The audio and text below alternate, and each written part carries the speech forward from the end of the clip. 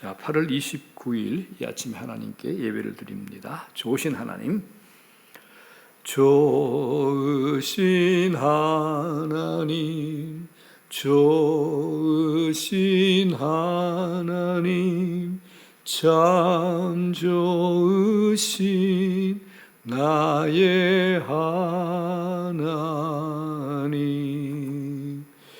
우리의 기도를 응답해 주시는 참 좋으신 나의 하나님, 한없는 축복을 우리에게 주시는 참 좋으신 나의 하나님.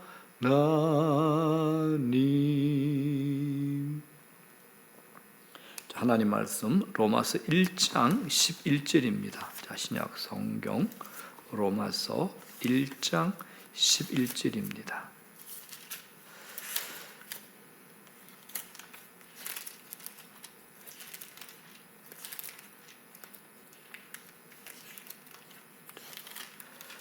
제가 받들어 봉독을 합니다. 내가 너희 보기를 간절히 원하는 것은 어떤 신령한 은사를 너희에게 나누어 주고 너희를 견고하게 하려 함이니, 너희를 견고하게 하려 함이니. 자, 기도드립니다. 하나님 아버지, 이날도 주의 은혜, 주의 사랑에 감사함을 드립니다. 주님께서 오늘 하루도 저희들과 동행하시고 이 하루가 복된 걸음이 될 수 있도록 은혜를 다하시고 우리 마음의 눈을 열어주시고 우리에게 지혜와 계시의 영을 부어주시옵소서. 하나님의 사람으로 살아가게 하시고 하나님의 마음에 맞출 줄 아는 저희 마음들이 될 수 있도록 은혜를 다하시고 우리를 이끌어 주시옵소서. 이 아침에 아버지 앞에 마음의 무릎을 꿇는 모든 이들 위해 성령의 기름을 부으시고 그들에게 아버지 은혜를 부어주시옵소서. 아버지 은혜가 없이는 되지 않습니다. 은혜를 부어주시옵소서. 은혜를 부어주시옵소서. 크신 은혜, 압도적인 은혜를 저희에게 부어주시옵소서. 감사합니다. 예수님 이름으로 기도드립니다. 아멘. 자, 오늘 로마서 1장 11절 이 말씀을 가지고 신앙의 견고함이라는 제목으로 말씀의 은혜를 나누고자 합니다. 자, 여러분들에게 한번 질문해 보겠습니다. 여러분의 믿음이 하루 만에 견고해지시던가요? 우리가 복음을 받아들이고 영적으로 견고하게 자라는 것은 하루아침에 간단하게 이루어지는 문제는 아닙니다. 믿음에는 많은 단계들이 있습니다. 때로는 대가 지불을 해야 되죠. 그러면서 견고하게 세워지고 자라가는 겁니다. 신앙의 입문 과정에서부터 건실한 자로 자라는 것은 결코 쉽지 않습니다. 신앙생활 자체가 만만치 않습니다. 교회 안에서도 신앙생활을 하다 보면 생각지도 않았던 일들을 만나게 됩니다. 믿음이 좀 자라려고 하면 믿음을 넘어뜨리려고 공격하는 세력들과 환경을 만나죠. 시험에 들기도 하고 주저앉기도 합니다. 어떤 때는 무언가 기대할 만한 그때에 넘어지기도 합니다. 우리 주변에는 믿음을 넘어뜨리려고 하는 환경과 사람들이 늘 있습니다. 사람들 뿐이겠습니까? 그 사람들을 이용하는 마귀의 괴계도 있잖아요. 그렇기 때문에 우리에겐 견고함이 필요한 겁니다. 처음 믿으려고 작정하고 교회에 왔을 때 먼저 예수를 믿었다고 하는 사람들의 행동을 보고 실망을 하게 되면 그러면 믿음의 생활에 회의가 찾아옵니다. 저런 사람도 직분을 가졌나 실망을 하게 되죠. 그 사람 때문에 교회에 안 나가겠다는 분들도 봤습니다. 분명히 먼저 믿은 사람들이 좋은 모습을 보여야 하는데 그릇된 행동과 말로 실망스럽게 만드는 것은 문제가 있습니다. 자, 그럼에도 불구하고 여기가 중요합니다. 그럼에도 불구하고 그런 일로 시험에 드는 것 자체가 아직 어린 신자, 성경의 표현에 의하면 영적으로 어린아이 이 정도에 있다는 것을 의미합니다. 어린 신자이기 때문에 자꾸 걸리는 거죠. 그러나 믿음이 자라게 되면 예전에 시험에 들었던 문제들에서 자유합니다. 가정에서도 우리 아이가 어릴 때는 부모의 모습을 이해하지 못하고 상처받습니다. 그런데 그 아이들이 이제 자라면서 사춘기를 넘어서면서 여러 사건들을 직접 경험하죠. 그때 이제 부모들을 이해하게 된다. 우리 부모들이 저럴 수밖에 없겠구나라고 이해를 하게 됩니다. 부모가 변한 게 아니죠. 아이가 자라니까 이해가 되는 겁니다. 신앙도 그렇습니다. 처음에 사람들 때문에 자꾸 넘어지는 것은 그것을 통합적으로 받아들일 능력이 안 되는 거죠. 물론 사람에게 문제가 있다는 것도 사실입니다. 그러나 신앙이 자라게 되면 문제가 있는 성도나 지도자들에게도 조차도 이제 그 부분에 대해서 중보 기도를 하는 수준에까지 이르게 되는 겁니다. 저 사람이 저분이 이런 부분이 연약하구나. 내가 저분을 위해서 기도해야 되겠다. 내가 저분을 기도로 섬겨야 되겠다. 이렇게 작정을 하게 된 거죠. 교회는 제가 자주 말씀드리는데 병원이죠. 교회는 완전한 사람들만 모인 곳이 아닙니다. 신앙이 연약한 사람, 오래 다녔는데 연수는 굉장히 많음에도 불구하고 믿음이 없는 사람, 아주 다양합니다. 그걸 객관적으로 볼 수 있는 것은 영적으로 성장해야 가능합니다. 우리가 단편적인 부분만 보기 때문에 걸려 넘어지죠. 통합적으로 볼 수 있는 눈은 반드시 필요합니다. 또 중요한 부분이 있습니다. 우리가 예수 믿지만 우리 안에 있는 죄성을 극복한 것은 아닙니다. 본질적으로 우리는 죄성을 가지고 있고 하나님의 말씀을 따라 사는 것보다 과거 죄 아래에 살던 습관에 더 익숙합니다. 지금도 약한 부분 살짝만 건드려도 확 하고 올라오죠. 누구든 자기만의 약한 부분을 다 가지고 있습니다. 누구라도, 그죠? 어떤 분은 돈에 대해서, 재정에 대해서, 어떤 분은 또 가족들 때문에, 어떤 분은 또 자식 때문에, 어떤 분은 배움의 문제 때문에, 어떤 분은 또 인물, 이 외모 때문에 그렇습니다. 우리가 그런 유혹에서 이겨내거나 자유하지 않으면 계속 악한 영의 종로로 달 수밖에 없습니다. 그 연약함을 극복하는 과정이 견고함에 이르는 것이다. 견고함에 이르는 것이다. 이렇게 말할 수 있습니다. 자, 영적 견고함이 이르지 않는 상태를 가리켜 성경은 영적 어린아이와 같다. 영적 어린아이의 단계라고 설명을 합니다. 자, 히브리서 5장에 이런 말씀이 있죠. 13절, 14절에 이는 젖을 먹는 자마다 어린아이니 의의 말씀을 경험하지 못한 자요. 단단한 음식은 장성한 자의 것이니 그들은 지각을 사용함으로 연단을 받아 선악을 분별하는 자들이니라. 자, 영적 어린아이들의 특징이 뭡니까? 첫 번째, 영적으로 어린 상태는 하나님의 말씀을 받아들일 때 드러납니다. 하나님 말씀을 들을 때마다 어떤 말씀이든지 자기가 불편하고 참 순종하기 어려운 영역이라도 순종해 보겠습니다. 하나님 말씀이니까 내가 따르겠습니다. 그러면서 아멘으로 받는 자는 장성한 자입니다. 그러나 어린아이는 자기 중심적이죠. 그렇기 때문에 자기가 원하는 말씀만 구분해서 받습니다. 자기가 원하는 말씀의 어떤 부분에서는 은혜 받고 순종이나 행위를 강조하는 부분에는 분위기가 무거워집니다. 자기가 원하는 것에만 집중되어 있으니 젖을 먹는다라고 표현하죠. 결국 영적 성장의 제일 중요한 포인트, 말씀에 있습니다. 한국교회의 신앙 형태의 위험 요소가 있죠. 단 한 번 은혜 받은 그 경험을 계속 쫓아가는 거죠. 언젠가 한 번 자기에게 충격이 됐던 그 경험이 있잖아요. 가슴에 막 뜨거운 것이 올라오고 뒤로 넘어지기도 하고 막 속에서 눈물이 흘러나오고 하나님의 충만한 임재가 자기를 감싸는 그런 경험. 자, 그런데 그런 경험이 늘 있던가요? 그런 경험이 늘 있을 수 없습니다. 그런 은혜의 경험은 없는 날이 대부분입니다. 대신에 하나님께서 우리에게 이 말씀, 하나님 말씀을 주신 겁니다. 말씀이 우리에게 믿음을 일으킵니다. 얼마 전에 그냥 읽어줬던 말씀이 오늘은 내게 포탄을 맞는 듯한 충격으로 내 영혼을 때리죠. 며칠간 그 말씀이 지워지지 않습니다.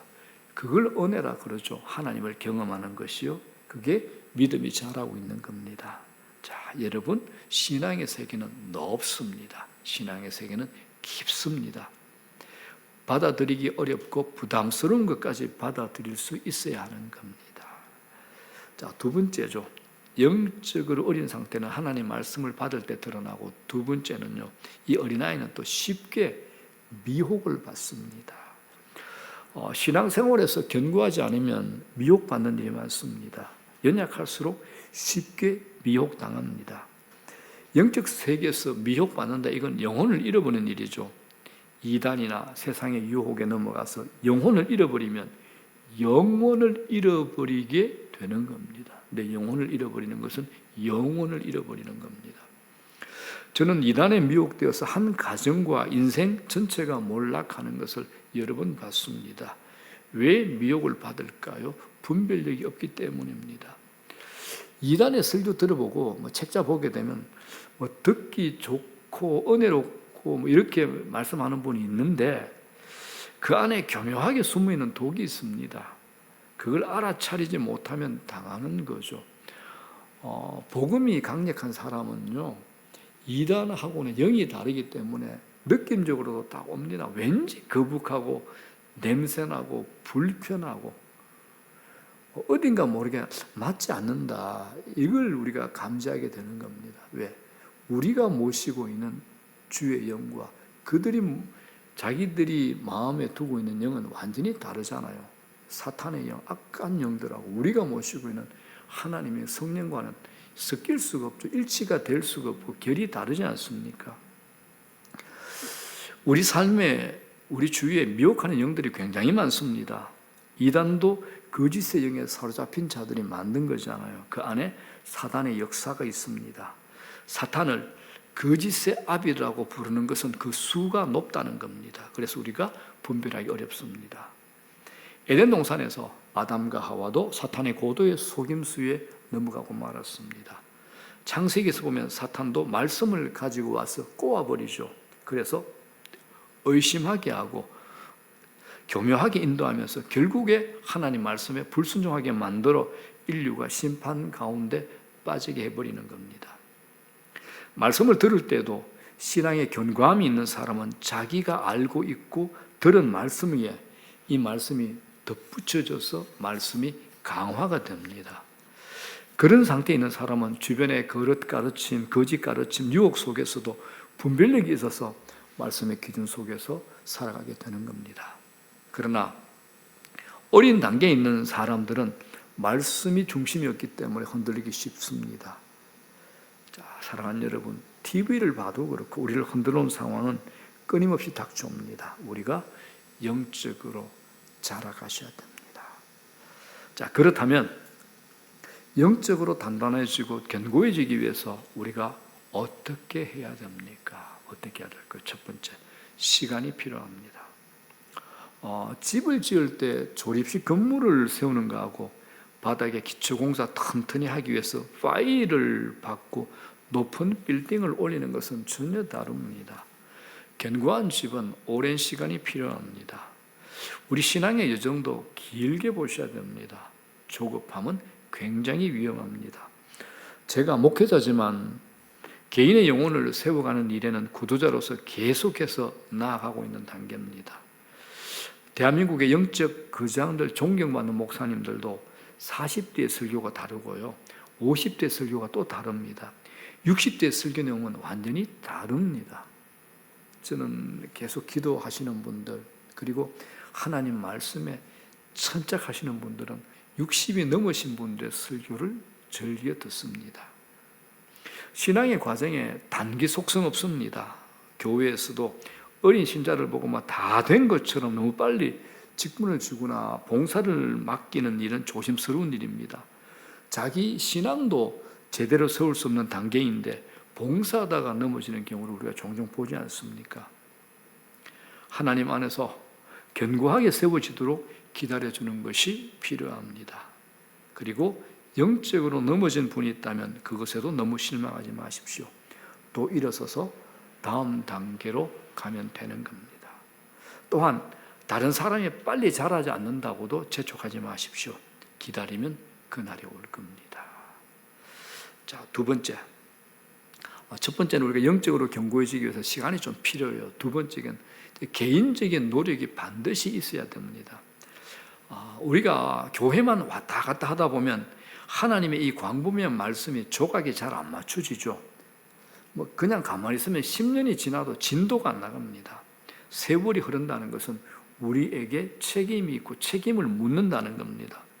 미국에 산다고 그냥 영어가 되지 않죠. 영적으로 자라가는 것도 노력하지 않으면 절대로 늘지 않게 되어 있습니다. 아무도 대신할 수 없는 일들이 있죠.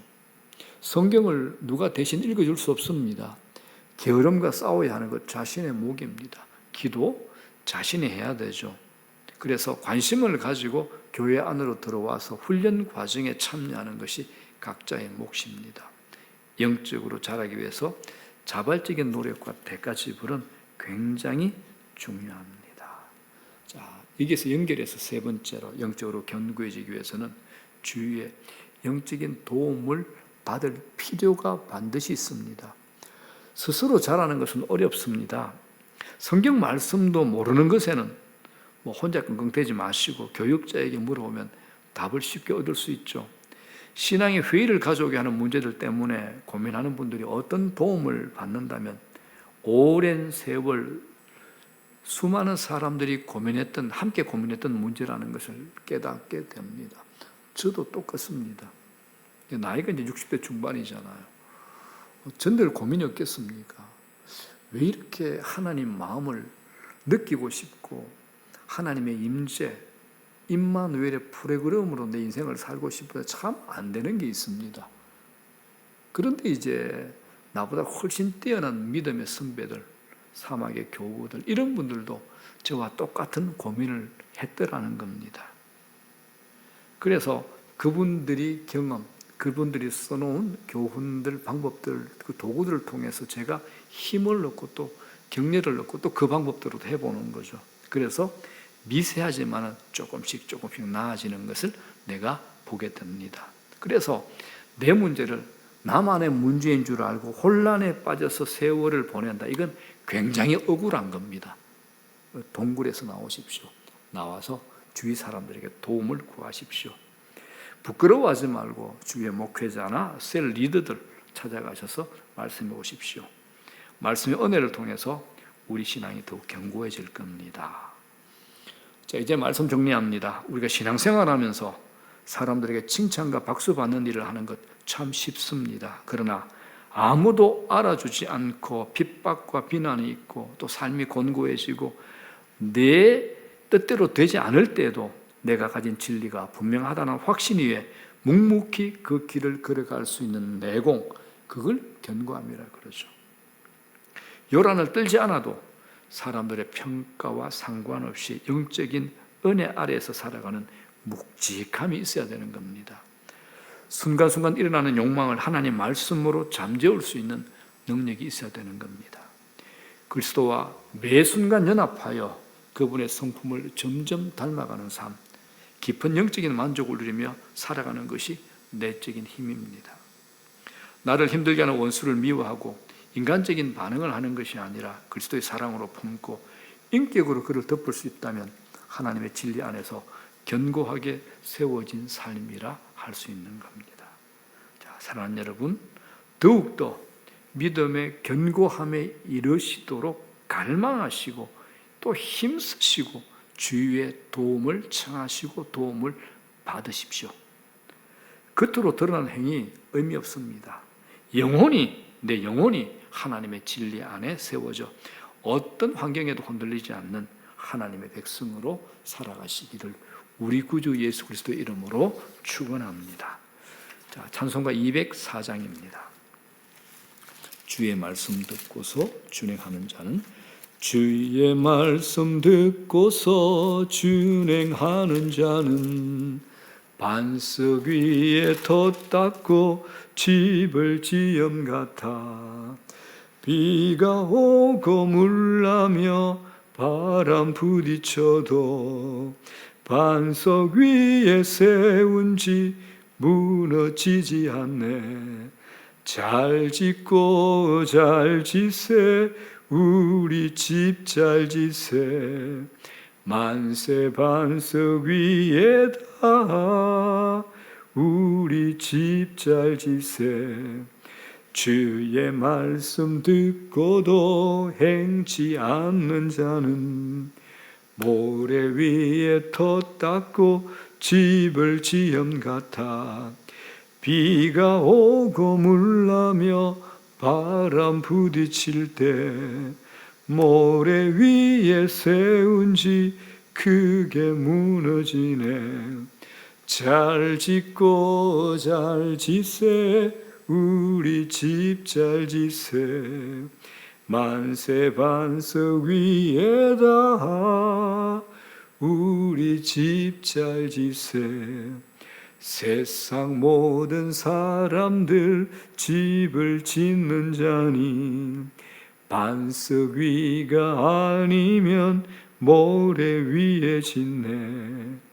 우리 구주 오셔서 지은 상을 줄 때 세운 공로 따라서 영영 상벌 주리. 잘 짓고 잘 지세 우리 집 잘 지세. 만세 반석 위에다 우리 집 잘 지세. 아멘. 자, 주기도문으로 마칩니다. 하늘에 계신 우리 아버지, 이름이 거룩히 여김을 받으시오며 나라의 마옵시며 뜻이 하늘에서 이루어진 것 같이 땅에서도 이루어지이다. 오늘날 우리에게 일용할 양식을 주시옵고 우리가 우리에게 죄전자를 사하여 준 것 같이 우리 죄를 사하여 주시옵고 우리를 시험에 들지 말게 하옵시며 다만 악에서 구하시옵소서. 대개 나라와 권세와 영광이 아버지께 영원히 싸움나이다. 아멘. 자, 오늘도 성령 안에서 주의 음성을 듣고 마음의 눈이 열리는 기도의 자리, 기도의 시간 되십시오.